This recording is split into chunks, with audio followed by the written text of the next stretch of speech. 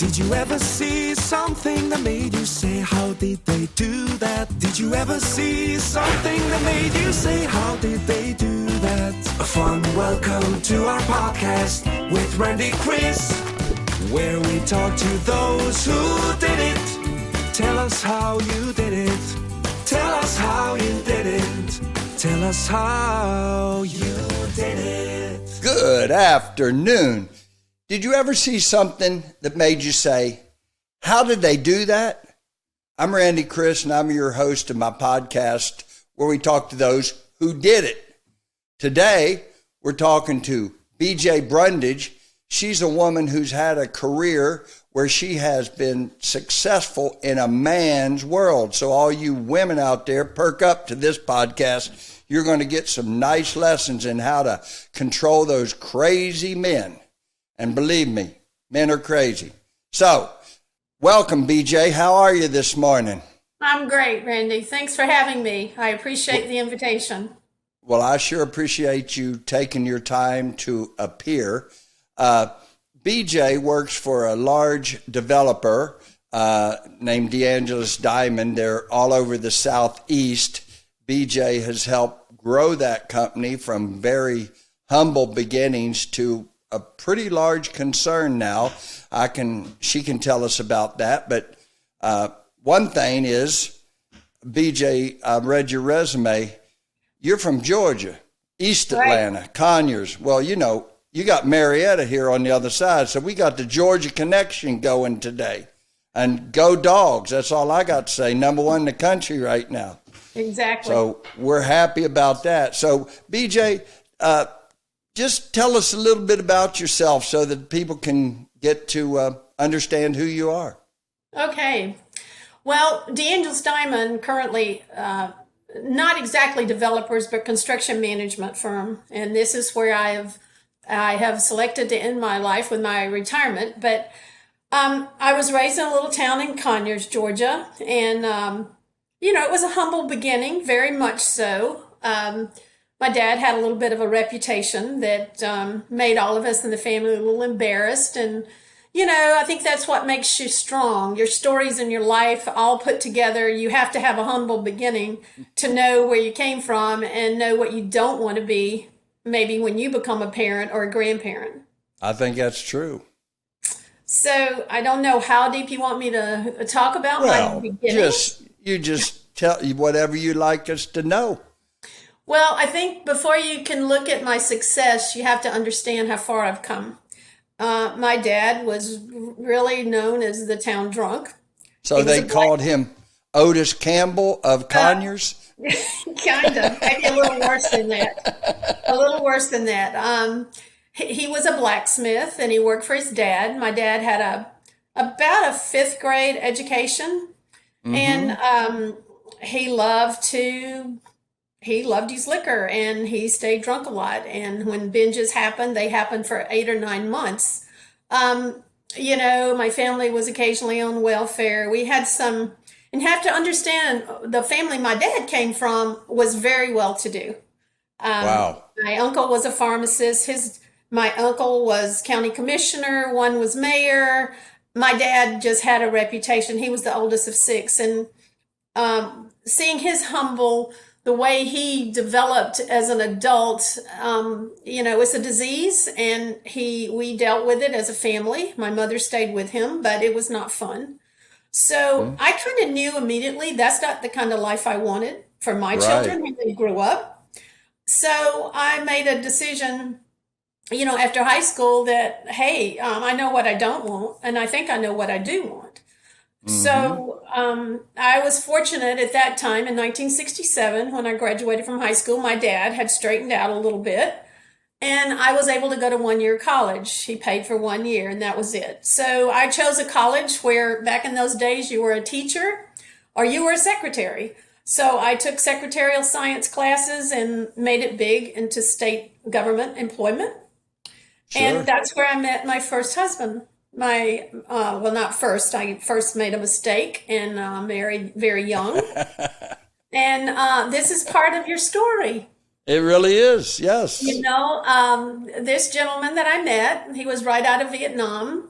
and he ended up leaving me 6 months pregnant with my Oh, oldest daughter. So here I was, had a great job, and now I'm going to be single. Not even married when I stayed married while she was after she was born. sure, of course. But then I met my awesome husband of 47 years, who passed away a few years ago, who gave me and my daughters just a beautiful life. Yes. And I was able to stay home. But staying home, I always had a part-time job. I was always working for an agency of some type. My husband was with IBM and grew up in IBM, moved around a lot with IBM. But boy, the experience my daughters got to experience, and myself, were awesome. So I stayed home and took care of 2 kids, had some part-time jobs, and decided after working for some top corporate temp agencies in the country when I moved here in 1987, here meaning Cape Coral. Normally after we would move around with IBM, 6 or 7 months afterwards, I'd get bored, so I'd go to work for a temp agency. So this time I decided, those bridges are really backed up with traffic, and I really don't want to go over those bridges. So I went to my husband. I said, what do you think if I open my own temp agency? So a few weeks later, I did. About 6 weeks later, I had about 12 girls out working, and that agency is still open today. I sold it in 1991 when my husband again had to move with IBM. They wanted him to open an office for a combined company of IBM and Kodak, so we moved to Orlando for 5 years. But before that, I decided to take a job with TLC Engineers, and that is where my big career started. I was about 40 years old at the time, had raised my children, and had a daughter going off to college. And I said, you know what? I think it's time that I contribute to the family. And it was a perfect time. And TLC was actually one of my clients in my temp agency. And they wanted to hire a full-time office manager. And I decided, hey, I think I better do this. I can do that. That's right. So for $12 an hour, I started. And that was in 1991. And I was very fortunate to get $12 an hour with benefits. But then my husband up and rooted us. And 2 years later, I was able to transfer with TLC Engineers to Orlando. And that's where my whole life in this journey with the architect, engineering, construction industry really started, was in Orlando. It put me in front of very large architectural firms. I got to meet a tremendous amount of construction firms. And within a few years, my husband then with IBM didn't have to live in Orlando. We could live anywhere. And I had a daughter getting married down here. So we came back, and Schenkel-Shultz Architects hired me to come back here as their business development person. So Oh, hallelujah. I'm glad they did. it was a great opportunity that Tom Chandler, who's now he is still president of Schenkel-Shultz. He gave me the opportunity to come down and diversify their office as an architectural firm. And I did it. And I became the first principal non-architect woman of that company. Wow. So I was very fortunate and climbed the ladder. And then back when the day of 09, 010 hit, I saw kind of the writing on the wall, but Yes. a big construction company in town, the owner of that company had called me time and time again, wanting to know how he could hire me. And that was Fred Pozetskin with Craft Construction.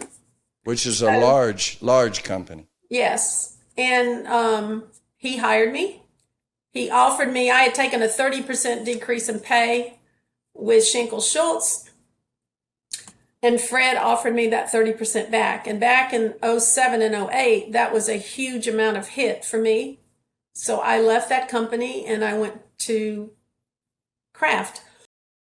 A few years later, Craft had some layoffs, and I was told that I wasn't needed anymore. So Now, what kind of projects did you secure for Craft? well, for Craft, I secured a high school out in Glades County But before that was Schenkel-Shultz. Some projects that you probably recognize is the Lutgert School of Business. Architecturally, we won that. That's at Florida Gulf Coast University. Yes, we won 5 projects out there. And then we did a huge renovation project over here in Cape Coral to the Cape Coral Library as an architectural firm. Mm-hmm. But I really diversified Schenkel-Shultz. I marketed them, and I oversaw about 5 marketing women that were all in different areas, from West Palm Beach to Raleigh to Fort Wayne. I traveled in all those areas and helped everyone win work in all those different areas. What was their primary business when you came on, and what businesses did you get them into? Okay, their primary business in the state of Florida was education. It was schools, K-12 or higher education. Mm-hmm. And I was told to go diversify. So I did the best I could. Number one of the big diversifications was Schenkel-Shultz started doing work out at the airport under the umbrella of another firm that held the prime contract. And that was back in 1998 or 99. So that's at Regional Southwest Florida Airport. Yes. Which is the main hub for Southwest Florida. Naples, Fort Myers, Cape Coral, Punta Gorda. So Schenkel-Shultz won a lot of design. They did the entire design of all the interior of the new terminal, of which most architects didn't even know that contract existed. But I went in there and found out that the airport had awarded the work for the exterior and the main bones of the building, but the coordination between all the airlines to finish out their spaces, that contract was still out there. So Schenkel-Shultz has a phenomenal aviation group in Orlando, and we kind of fed off that, brought them all down, and they met everyone. They loved what they saw. So under another umbrella, we were able to do all that interior work and coordinated everything with all the airlines, the ticket counter. And that was the new terminal? Brand new terminal, yeah. And that was, I read in the paper just the other day that was $331 million, I think, to begin with, which at the time was the largest public works project in the history of Lee County, Florida. It's been exceeded, but that's what it said. I'm not familiar with the total cost because we were not awarded that. That was this interior shot. Right. But I mean, the point is, this was a monumental project for this area, and the interior architect is really what makes the look. And we have a beautiful airport here, and I just used it the other day, and I guess that's kind of attributed to you and your firm. For having the vision. Well, it was a diversification, I guess, dream of Schenkel-Shultz, not only doing schools in this area. Of course, the schools that we did were mostly in Collier County at the time. Palm Ridge, yes, that's right. I think it's called Palm Ridge High School. I can't remember the name of it. Gulf Coast High School in Collier, and then the Dr. Martin Luther King admin building in Collier. Those were all part of what I do in my job is develop relationships. Sure. And I guess you might say I have the gift of gab, but understanding the budgets that are put on these schools and universities coming back from the state, that was part of my job, to understand what monies would be available in the next couple of years for design and go after it and try to create a relationship that they understood what we could do for them.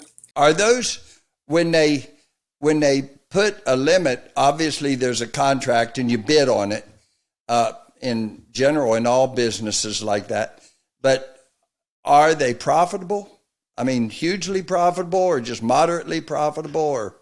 Well, here's the whole deal. And when a government when a government selects an architect, nothing is ever mentioned about money. It's all on qualification basis. Right. Until you're awarded the job, then you discuss what your fees will be. And if you can't come to a resolution with the firm that's gone through all the submittal process, and then they're shortlisted, and then they win after the presentation, that's when you start negotiating your fees. Whether it's for an architect, an engineer, or for construction management, that's when you start negotiating your fees. Nothing is on fee basis with a public project. Do you after experience of years of getting contracts, do you have a good idea that when you bid on a contract and you go through all the steps it takes to win a contract, that you will have enough profit built in there to keep your company in that game without nobody wants to do a project for a year and a half, 2 years and lose money. Well, that's why they rank you 1, 2, and 3 after a presentation. Because if a company feels like, let's say they're going off a $300,000 design fee, and it's going to take 5 designers, and then you got construction management, $300,000 may not be enough money, and that's very little project there for $300,000. But you have to think about what you're going to accept from the owner, and if you can make that work. And that's generally, do you come to agreement and make money? Yes. Mm-hmm. Yes. Now, I'm not in on the dollar part with accounting. I'm just the person out front trying to create the relationship and bring that project to a win. Right. But the company obviously appreciated your work and continued to pay you and everybody else. And no company could do that unless they were doing profitable business. Is that a fair statement? That's a fair statement. And I have to tell you, you're talking about me and a woman working in a man's world. It is very difficult sometimes, but you have to understand some men, especially engineers and architects, they don't have the personality that they want to go out there and talk to these clients. Well, that's a universal given. I guess it's, let me just explore that with you for a second, because I got a nice story. Yeah. I grew up in Marietta, Georgia, and you know what university is downtown yes. Georgia, Atlanta is Georgia Tech, and that's basically an engineering school. And my brother went there for 1 year when he's a year older than me. And he went to Georgia Tech, and he's a very smart guy, ended up with PhD, no problem with competing down there. But he said he couldn't stand it because nobody would talk to each other. They walk from class to class with their heads down. They're all thinking these cerebral thoughts about problem solving or whatever. And he said it was just miserable existence being a student there. And he ended up going to University of Georgia, which is, kind of more a good school, but more known even in our day as a party school. And it was the rich kids of the state and the football and everything. So I just have in my life, I deal with engineers and architects also, but I find architects have a little bit more personality than engineers generally. Engineers, in my opinion, are always looking for something wrong. Because that's what they do. They problem solve. They problem solve. Architects problem solve with design, but they're more creative and they are a little bit more hands-on sometimes. In the construction industry, now that I've been in it over 10 years, probably about 13 years in construction now, they're a little bit easier to talk to and a little bit easier. Because when I get a lead on a new pursuit, I like to bring along a team that can talk the talk on numbers and, scheduling and all of that. And construction has been a little bit easier to bring people along that enjoy talking to the client and the follow-up. But in my life, I've been the person out there looking for new development that not necessarily we've had a relationship with. Right. So you're the honey that brings them in and helps them feel comfortable that you're a solid company. You give them the broad strokes, and then bring in the people who maybe aren't as refined talking to important people as you are. Could I say that? Yeah, well, yeah.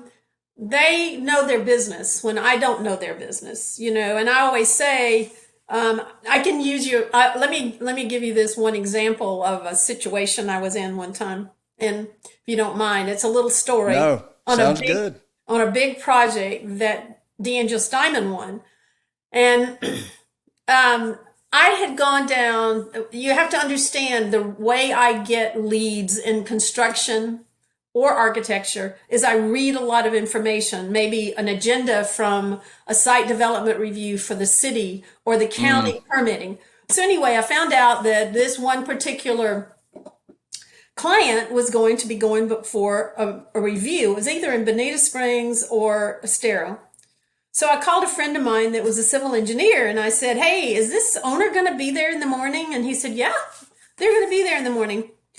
And I said, do you mind if I tag along? Would you mind making an introduction for me? And he said, no, that'd be fine, BJ.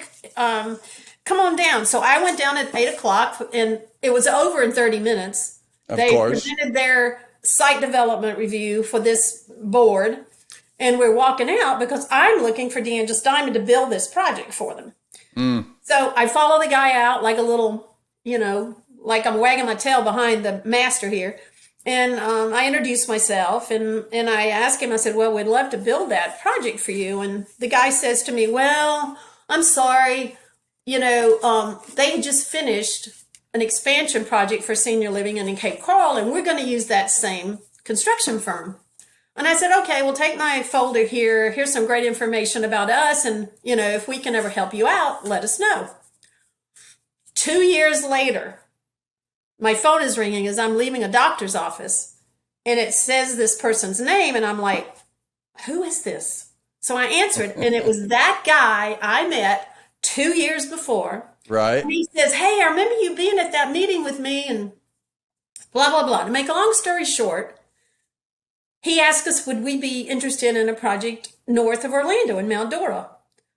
And I said, well, yeah, we would. I'm headed to Naples, so let me talk with some people and I'll get back to you. Make a long story short, he gave us an opportunity to send our qualifications for a Mount Dora project.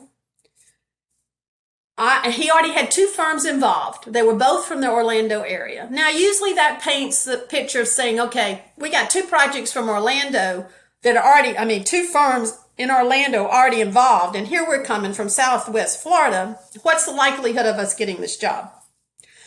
But I thought it was a great opportunity.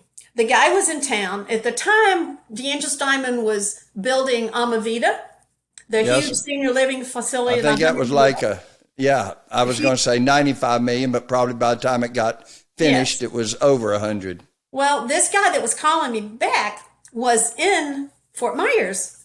And so I started explaining to him, hey, if this is a senior living, why don't you come over and let us give you a tour? He came over, he toured Amavita. And while we were there, he said, I think you guys need to plan on presenting. What I've seen here is great. And I said, really? And he said, matter of fact, the presentation is next Wednesday. Well, this is a Wednesday. We're talking to him. And I said, well, if these other 2 firms are already involved, what's the likelihood of that CEO letting me come to Mount Dora and meet him? And he said, well, I don't know, but I'll give him a call. He called him. The CEO said, yes, but it has to be Friday or Monday. Well, this is Wednesday. And we were going to have to turn around and go back up there to present on Wednesday, the following Wednesday. So I went down to Naples and I tried to talk somebody into going with me to Mount Dora. I asked 4 or 5 leading men in our company, even the guy that ran Sarasota, would someone go with me to meet the CEO? It's not that far. No. Nobody would go with me. So I walked out of the door down there and I said, you guys don't know business development 101. If a CEO says he'll see you, somebody needs to go. Right. Well, nobody went with me. So Friday morning, I got in my car and I went to Mount Dora. And here I'm walking into this CEO who doesn't know me from Adam. And I just politely sat down and I thanked him very much for letting me come up and visit with him. And I just sat down and said, hey, listen, I'm not here to talk about numbers or a schedule. I just want you to know my company. Well, after we talked, he went around and introduced me to everybody, put me in the golf cart, ran me around the campus, showed me where everything went. Well, guess what? We just finished an $80 million job in Mount Dora. Unbelievable. That project or a different one? No, that one. We were awarded the project. We went back on Wednesday, and I'm usually not in presentations, but I went back to the guys in Naples and I said, hey, I'm the only one they've met. I need to be in the presentation. We took our superintendent, our COO with us. It was a great presentation, and that afternoon they called us and awarded us the project.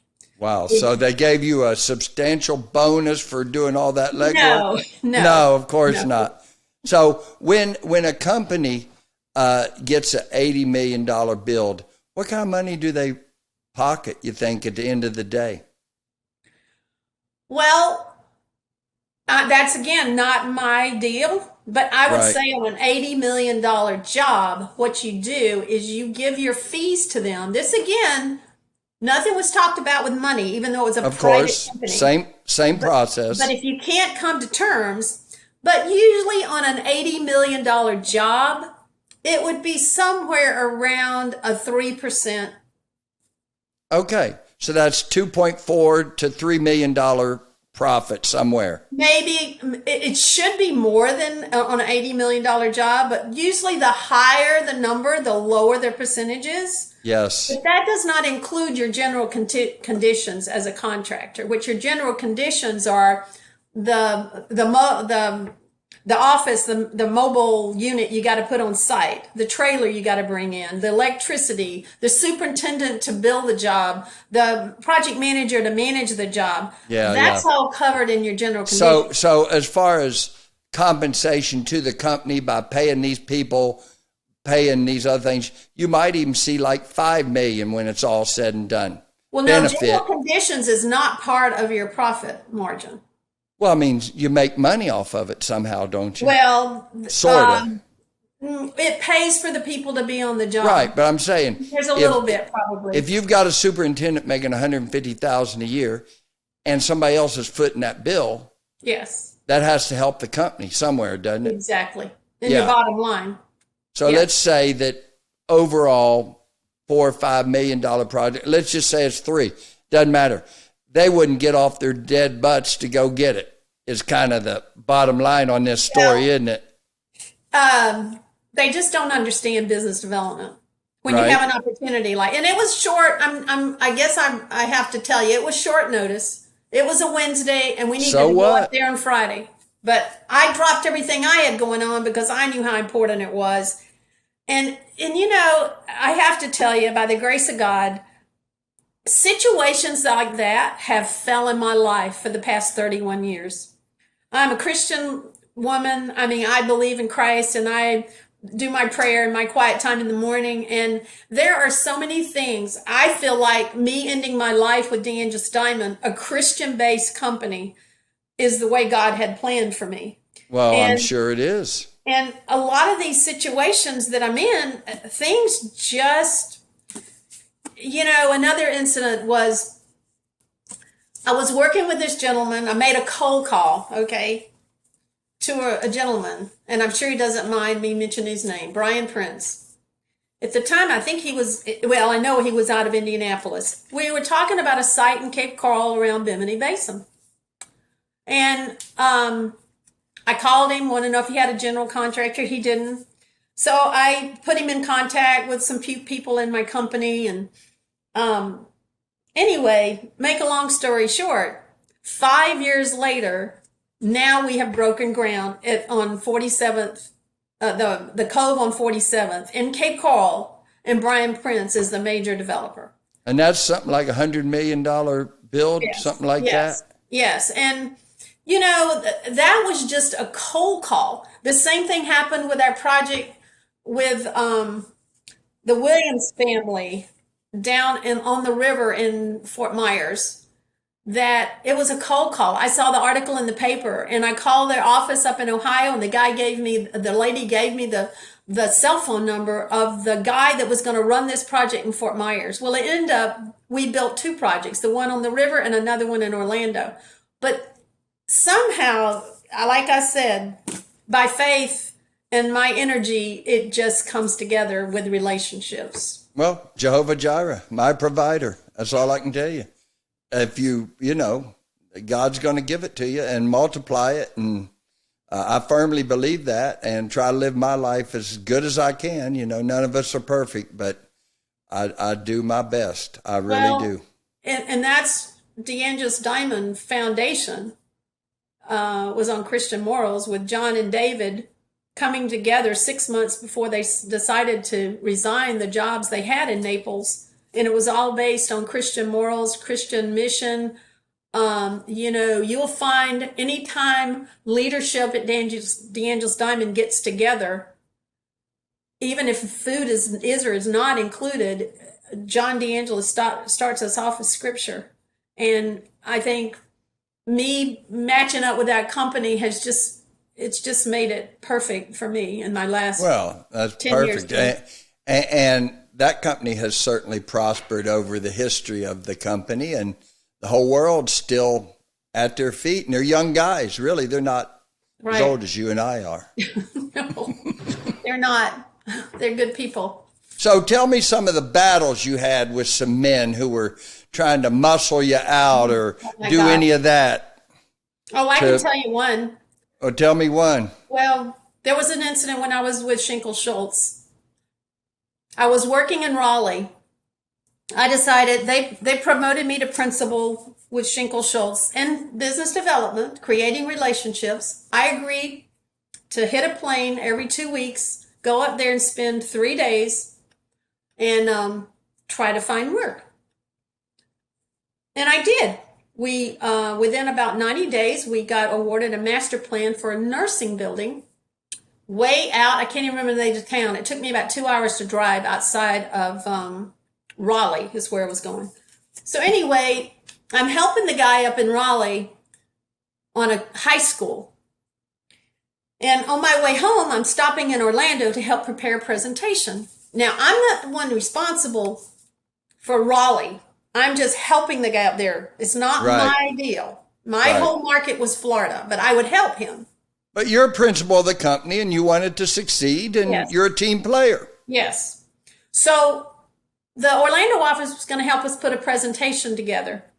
And I was told the afternoon I was going to get on a flight that if I didn't have, I can't remember what the exact words were told to me, but if I didn't have a certain amount of information, don't even bother to get off the plane in Orlando. A man said that to you? Huh? A man said that? Yes. Was he a principal in the company also? Oh, yes. Oh, yes. Uh-huh. Yes. And I get off the plane, of course, and I go into the office, and as I'm getting on the elevator, this guy is on the elevator. Mm-hmm.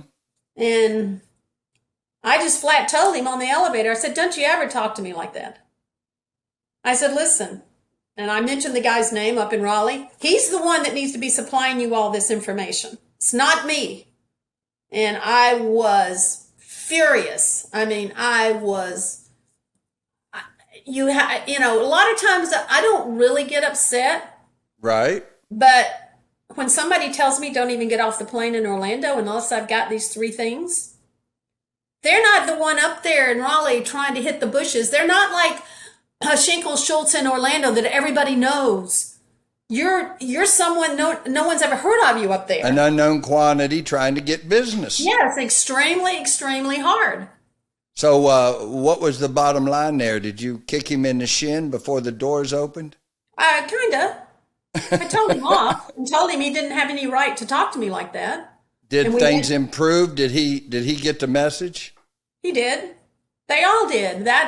I was having monthly meetings in Orlando about how people should be pursuing work and developing relationships, because that's what I was leading for them. Sure.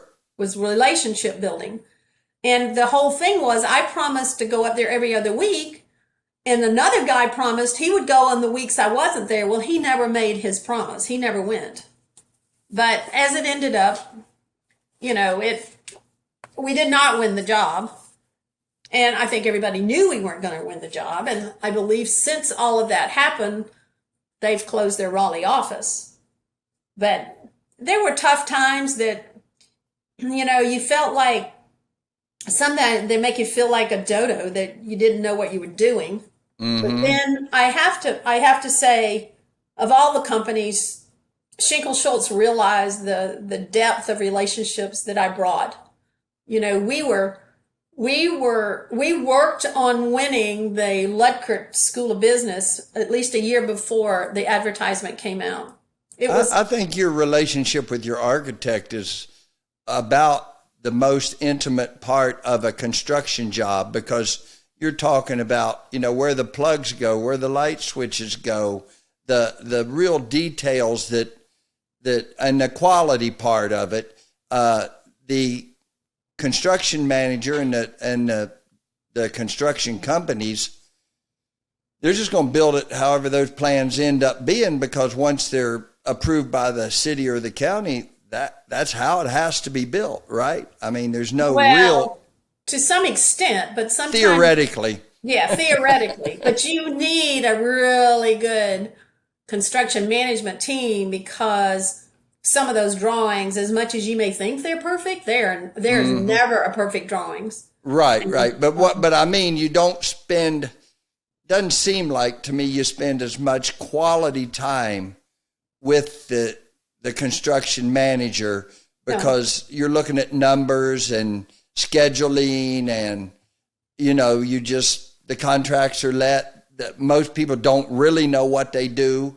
With the architect, most people kind of understand what they do and might be more inclined to get involved with the look and that sort of stuff. I don't know, but seems that way to me. You have a more one-on-one relationship with a few people that's your architect, your firm.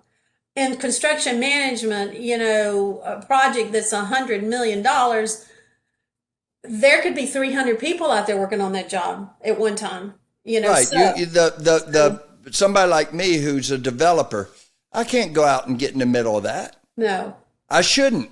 No. I should talk to you, and you talk to the boss that needs to be talked to if we have any kind of problem at all. Right. I'm just supposed to go out there and from the side take a look and say, wonder what they are doing over there, right? Because I wouldn't have a clue. Yeah. But a good construction management company will keep the architect rolling during the design process. And also, there's so many areas that the construction management and your estimating department at that firm can help bring that number down to where it should be. I mean, there's a lot of, but they have to get in on the project at the beginning. Doesn't do you a lot of good to bring a construction management company the drawings when you're finished with them and they're ready to go in for permitting. It has to be before that. They can help you minimize mistakes that the architects and the engineers surely make. Nobody's perfect. Yes. Even the building doesn't get built perfect. Yeah. But you just have to bring all this together and really not hope for the best, because it's more professional than that. But when problems happen, you have to be ready to adapt and overcome them. You can't stop building something in the middle of you've spent 60 million of 100 and that girder's in the wrong place. So, okay, well, we'll just go home. No. Right? I mean, it doesn't happen that way. It doesn't happen that way. Exactly. Yeah. Well, I mean, I guess over your career, you've actually made companies literally hundreds of millions of dollars in development of business, because no company can survive without bringing in business. Right. I mean, how could you, what do you sit at your desk and hope the phone rings? Yeah. I don't think it works that way. I remember when I first went to work for Schenkel-Shultz Architects, the beginning of my days in 98, when I moved back from Orlando here. And we were out with a bunch of architects going to a pre-submittal meeting. And this one architectural firm, very small, he looked at me and he said, "When is it that I feel like I can afford someone like you?" And everybody in the community here, because they were your basic great architectural firms in Fort Myers, but not too many people knew Schenkel-Shultz. Right. And he looked at me and he says, and I looked at him, I said, "When can you not afford, because we're out here competing, and none of the other architects had a BJ." That's the whole thing. How did they get business? Relationship driven. But with the architects themselves. Yes, the architects themselves. But the problem in Fort Myers is, or was, and still is today, the growth just continued to grow. So if you're so glued to all of these owners that you've been used to working with, who's doing the outreach to find the new ones? Right. And there's plenty of new ones. And there's plenty of new projects. Plenty of new projects, yes, every day. And Well, that's why a good business development person helps. So let's talk about BJ. I guess you've somehow studied business development. Are there books that help people? If somebody's listening to this, is there something you can point somebody to who's a young person who wants to be successful in your kind of business? Because I really do believe what you do, you like, and it's fun. It is. And I was looking for the book that I pulled off. Oh, got it in my hand. Well, you can Google Business Development Bible, and you can print that off from the internet. And I have done that for a lot of girls, ladies, women that have worked under me. And then if you go on the SMPS website, that's Society for Marketing Professional Services.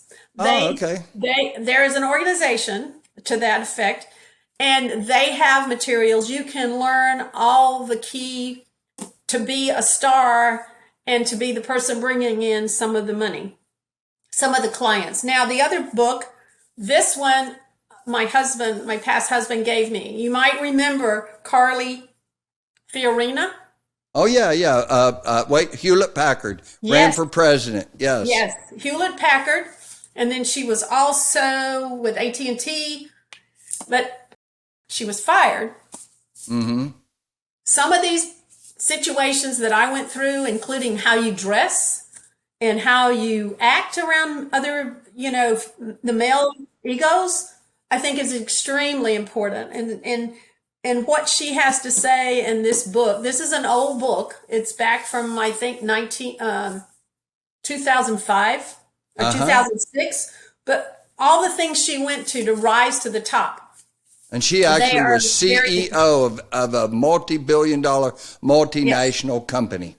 Yes, and they fired her. You got to applaud that. No matter what you think, you got to applaud that. They fired her right when they were about to make a huge turn toward greatness. Mm-hmm. And before that, she was she was 20 years with AT&T and Lucent Technologies. Sure. So this is a great book for motivation and making you understand how it is working in a men's world. So the Society for Marketing Professionals, what's the S stand for? SMPS, Society for Marketing Professional Services. Okay. Do they have coursework and stuff that you can go and actually learn how to do that sort of thing? Yes, we do not have a chapter. We used to back in the early 90s. We did have a chapter for SMPS here locally, but we don't. The closest one is Tampa or Miami. Wow. But they are people just like me from the construction, architecture, engineering. They all get together and they bring people in. Like we might bring someone that is head of facilities for the Buck Stadium. Right. Someone that has got a lot of work coming up, and they may talk about what's in their budget. And you can also go to their conferences. They have a national conference once a year. Usually it's in Chicago. I went once or twice in my life. But if you can join one of their chapters, you just get to mingle with people that do exactly what you do for a living. Well, you always can learn from something, one thing. Just like you made that one call to, what's his name, Mr. Prince? Yeah. It took 5 years, but the 5 years would have passed and you wouldn't have had the job without the call. I mean, it's one little action. And I mean, this is life, isn't it? This is how life works. It is, but I have to tell you, I've been fortunate with TLC Engineers as well as Schenkel-Shultz Architects and now DeAngelis Diamond. When I make that connection, it takes an army to pull that project in. It's just not my doings. Well, of course, but no army gets marshaled unless somebody knows it needs to be, and you're the bugler that says charge. Right. I'm the one that brings it to their attention and say, hey, we got to go get this guy. We got to go meet him. Right. And then we got to do a good job for him. And I'm sure that's why it really chafes you when, like the one story you were relating where they wouldn't go and help to get the job, because it's the little thing that ends up being the catalyst that makes it happen, right? Right. Well, I don't want to take all your time. You've been great. I just admire what you've done and how you've done it, and you're just such a friendly person. I guess that goes back to your Christian values. I know I try to not be mad. The Bible says, be slow to anger and quick to forgive, and I've pretty much tried to live that my adult life. And I think it's served me well. I was like every other 17, 18-year-old. I was kind of a hothead kid, but it doesn't profit you in business to be a screamer and a yeller and getting mad all the time. It just doesn't profit you. And my biggest advice to anyone, especially women, like I was taught from business school, show up to work early, stay late, volunteer for everything. Don't let something sit. If someone's called you, don't let it sit. Return the call. Return the call. You can't do that. You got to be motivated. And if you're not self-motivated, I'm sorry. I feel sorry for you. Well, that's not, our businesses aren't the business for you. If you just want to go sit in an office for 8 hours a day with a 45-minute lunch and answer the phone or something, you don't have to have motivation. That's right. You just got to show up. But if you want to do the big work and get a travel and get recognition and things, then you better get motivated, because nobody's going to do it for you. Well, I've certainly appreciated it, BJ, and I'm sure I'll see you down the road somewhere, but thank you so much. And I'm going to sign off this episode of How Did They Do That? We've been talking with BJ Brundage of DeAngelis Diamond. She's a hard-charging expert business development person who is just really, if we really could show her resume, you'd go, wow, how did she do that? And so if you like our podcasts, go on and give us a review, give us a like, help us out. The more people that see it and send it on, the more people will be able to see this beautiful lady on the internet. So thank you so much, BJ. I'll see you when I see you, and appreciate you coming today. Tell us how you did it. Tell us how you did it.